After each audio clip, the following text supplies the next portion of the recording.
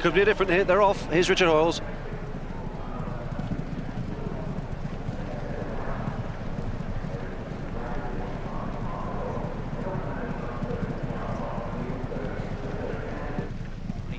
And also Wellington Hall. They're amongst those prominent. The Whirling Dervish dropping on their backs with Marble Arch and out towards the centre of the course.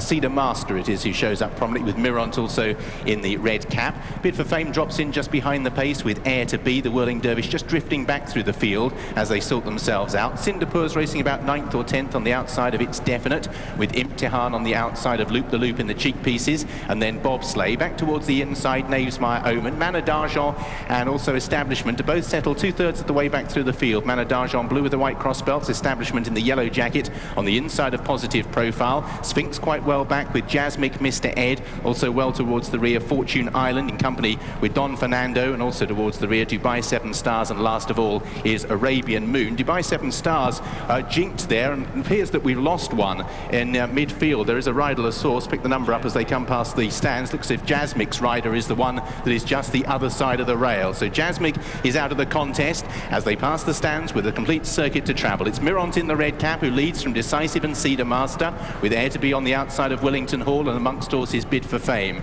Sindapour in mid-division on the outside of It's Definite, and Marble Arch up the fence from the Whirling Dervish, then Bobsleigh and Loop de Loop racing in midfield.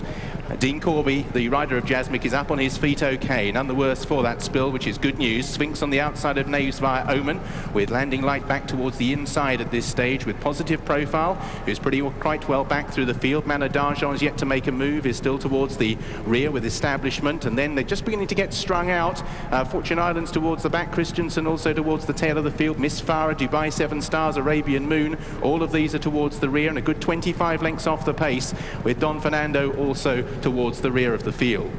So continuing their progress downhill, and up front in the red cap, it's Mirant who shows the way and is beginning to stretch on. 4 lengths back to Decisive in second. Cedar Master shows in third. 3 lengths then to Wellington Hall, with Bid for Fame also in that little cluster racing in 4 or 5, with Sindapour and Air to Be right on the leader's heels. Marble Arch is currently racing about 8th or 9th place at this stage on the inside of It's Definite, with the Whirling Dervish holding a midfield position with Sphinx now to little wider Loop the Loo. Then comes Landing Light in the check colours, the black and yellow with the white sheepskin noseband, alongside Imtihan, with also Establishment in that little group. Manor d'Argent, yet to make a move, is still well towards the back of the field and has about 5 or 6 behind, to include Miss Farah. Fortune Islands also towards the tail with Don Fernando, and Arabian Moon another to be toiling towards the back.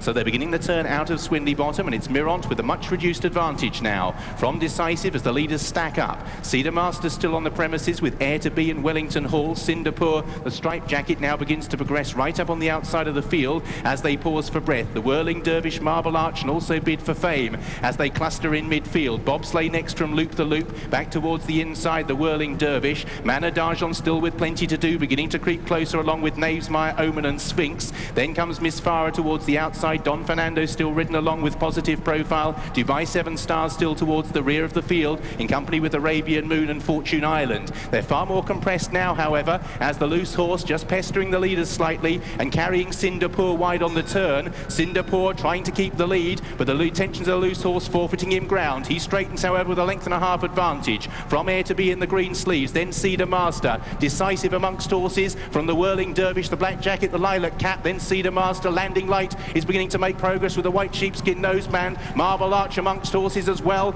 still with plenty to do. Manor d'Argent no closer than midfield. It's Sindapour with a furlong and a half to travel from Landing Light, and Bid for Fame. The Nicky Henderson duo are out after the leader, but Sindapour is not stopping, galloping on relentlessly from Landing Light. Marble Arch, Establishment, also now Manor d'Argent, when it's all over, is chiming in for the places, but it's Sindapour for Martin Dwyer, 2 lengths clear from Landing Light. The bottom weight will beat the top one. Sindapour, Cinder's half-brother, will win by about 3 lengths from Landing Light in second. Tight for third, It's Definite on the outside of Establishment. Christensen running on late when it's all over.